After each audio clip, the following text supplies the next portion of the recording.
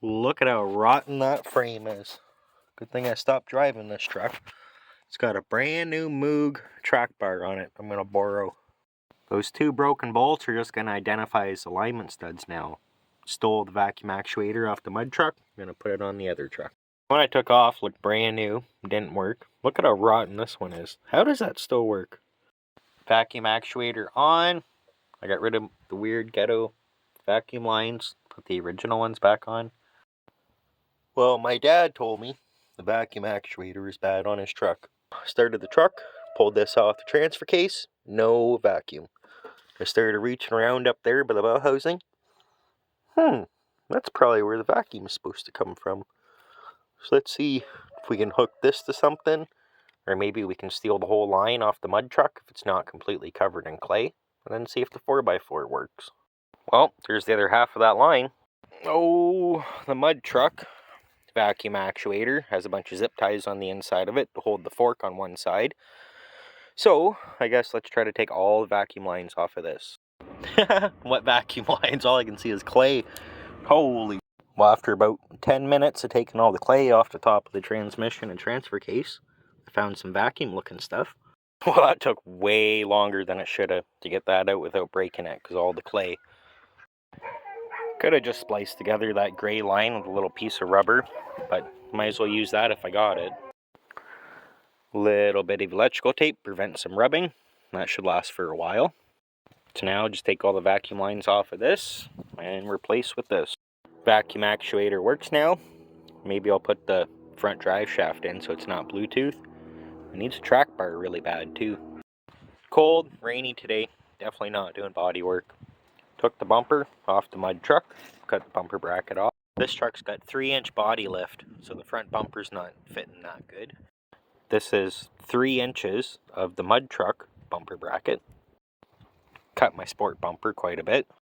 So I think I'm gonna tack this on, line up this to this, and then after I'll cut the yellow, probably put a little piece of flat bar, stick the two together a little bit better. Oh, the rain's really coming down now. Gotta die grind two of the holes a little bit, make it a little bit more adjustable, but that'll work. So the test fit went pretty good. So I found this random piece of flat bar in my scrap pile. I think I'm gonna put 2 of those on there to reinforce it and call her good. I haven't really drove this truck since last winter. I drove it once a couple days ago. It was overheating on me. Checked the coolant. Seems to be some oil in the coolant and it's empty. At least there's no coolant in the oil, I guess. If you let this truck sit for months at a time, it won't start back up. It seems like the heads are cracked or it needs a head gasket. It really fills the cylinders up with coolant, like hydrolocks. So I'm just going to dump coolant in it and pretend like it's okay. Took a jug and a half of coolant, and there's nothing dripping on the ground. Uh-oh. Keep telling myself, one more winter, I'm going to order rockers and cab corners for this thing. I have doors for it, I have fenders for it. I'm just too lazy to fix it properly. I got this hunk of rocker panel off a regular cab from the junkyard for free. It was just riveted on, so I just drilled out the rivets, took it off. Knock out some of that really bad rust. Or Bondo, I guess. Look at that quality. Look at all the corners of the doors and stuff I made out of just Bondo. I had to trim a few pieces off, but I got her fitting okay. Now you may be thinking, am I going to weld that on? Hopefully we got enough left of that rocker to do the other side. Yeah, I ran out of rocker patch panel, but back here I got a floor out of a truck that was rolled over. The cab was no good. Oh, I wish my rockers looked that good. Well, I got it maybe like 60% of the way cut out. Battery died.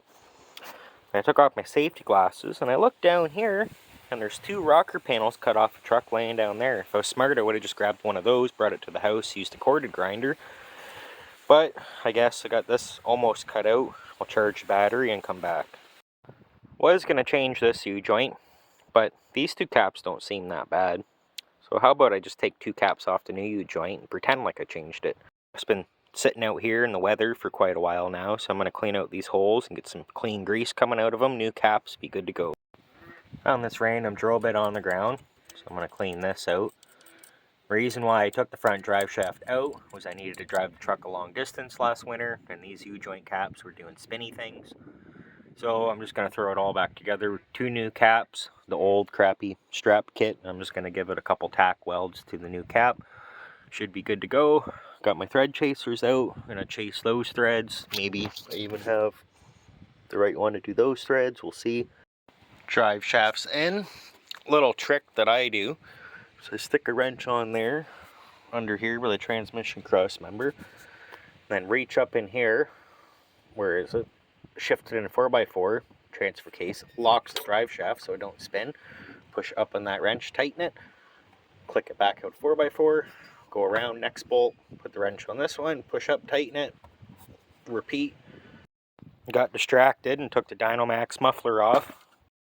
Got the new track bar on. I should have took a video. I had to come along pulling the axle the one way and a floor jack pushing the tie rod part up into the frame, and the piece of steel flew out. I was jacking on, almost hit me in the face. I was kind of frustrated I didn't record it. Got a Cherry Bomb M80 muffler on it now, recycled off my other truck. Then I got this random 3-inch stuff laying around. I'm just going to weld it to the 2.5-inch muffler, make it go out the back more so it's not so obnoxious. That sounds better.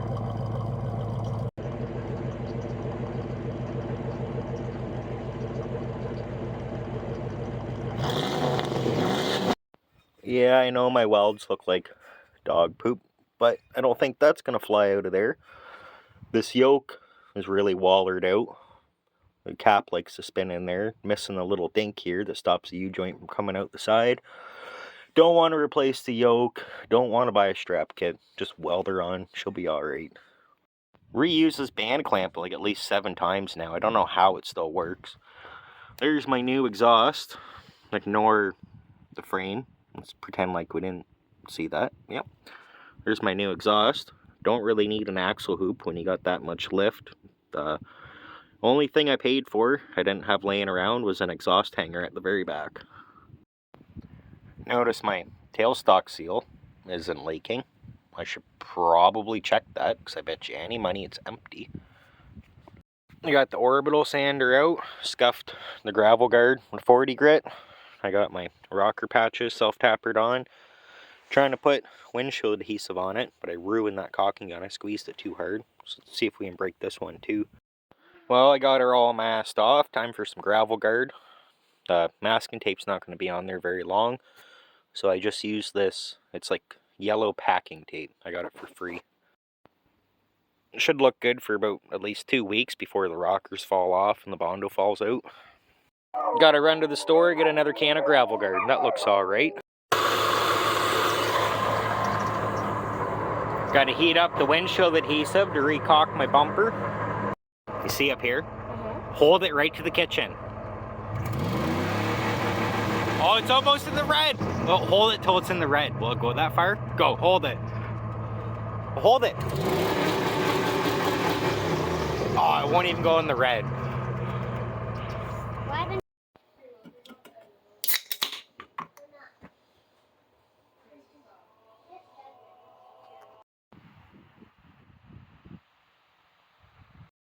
Plan was to draw a really nice diagram, kind of make a how-to video on this.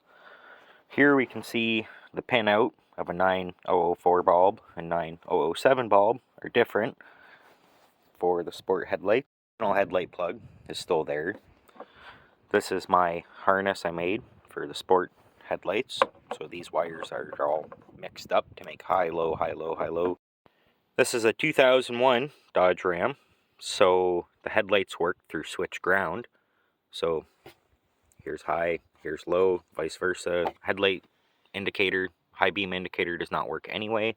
So it doesn't matter which one's which. In this case, I don't really care. These 2 wires get hooked here. That gives me switch ground to my relays.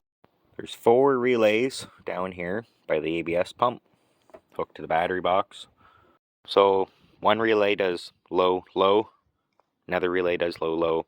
Another relay, high, high. Another relay, high, high.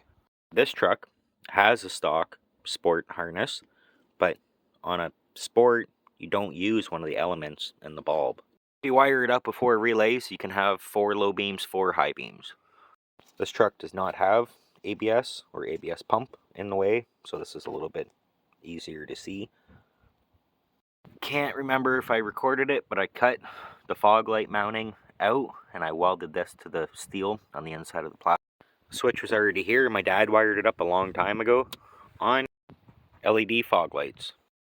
Battery's pretty dead, probably like 7 volts, whatever, but got triple the headlight power now. Tried to undercoat today, but the consistency of the oil was way too thick. Let's warm it up beside the wood stove, try again tomorrow.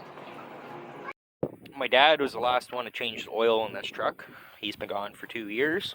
Yesterday I gave it an oil change, checked the front diff, checked the rear diff. Got to check the transfer case. Undercoating today.